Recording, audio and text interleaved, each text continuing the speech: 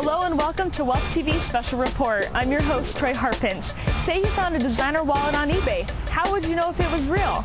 In the next half hour, we're going to take you inside the widespread world of fake luxury goods. From handbags to clone golf clubs, we're going to show you the differences so you're not deceived on your next purchase. Name a luxury brand. Any luxury brand. Clothing, shoes, or handbags. Just name it and we'll tell you something you might not know. It's probably being counterfeited right now as we speak. Welcome to the world of counterfeiting. Whether you label them fakes, replicas, lookalikes, or reproductions, it's still called product counterfeiting and it's big business. Tim Phillips, the author of The Deadly Trade in Counterfeit Goods, says this shadow economy would be the world's biggest business if it were acknowledged.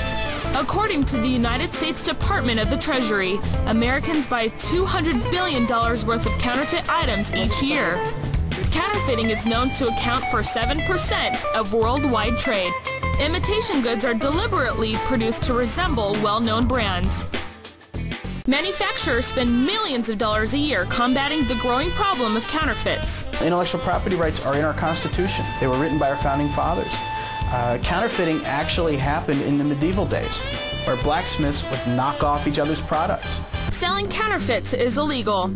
However, if you buy one, it's fine. Buy more than one, it's considered trafficking. So, where exactly are all these counterfeits coming from? According to the Department of Homeland Security, 63% of counterfeits come from China, and that's only what's been seized. Counterfeiters are addicted to brand names, even if they don't know which brand goes with which.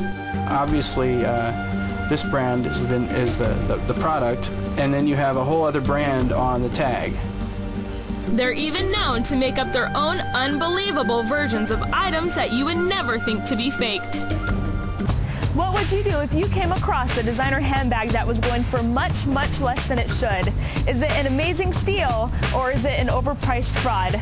We're going to talk with the experts and share with you their tips on the top woman accessories. Purses, jeans, jewelry.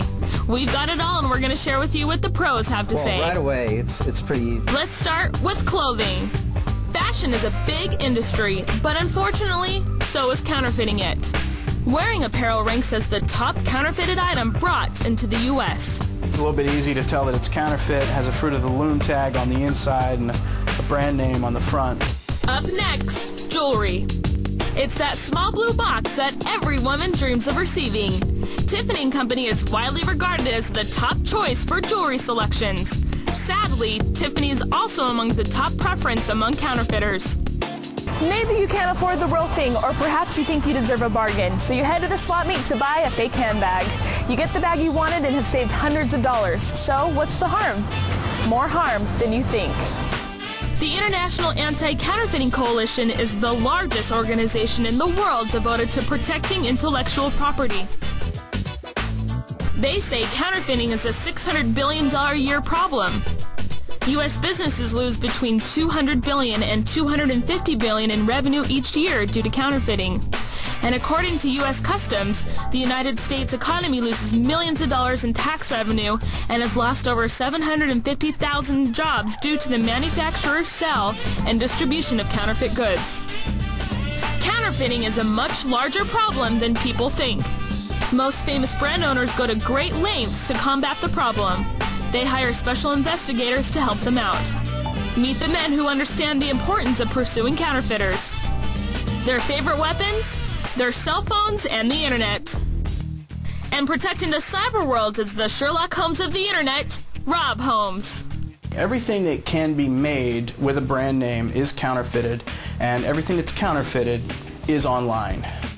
Cybercrime is any kind of offense that is used with a computer or in cyberspace. What we do is we make purchases from people who are selling products online using undercover identities, and we retrieve the products. Rob then sets up his virtual crime scene, analyzes it, and then catches the bad guys. We catch everybody.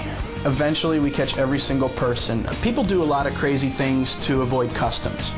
One of the things they do is manufacture products inside other products.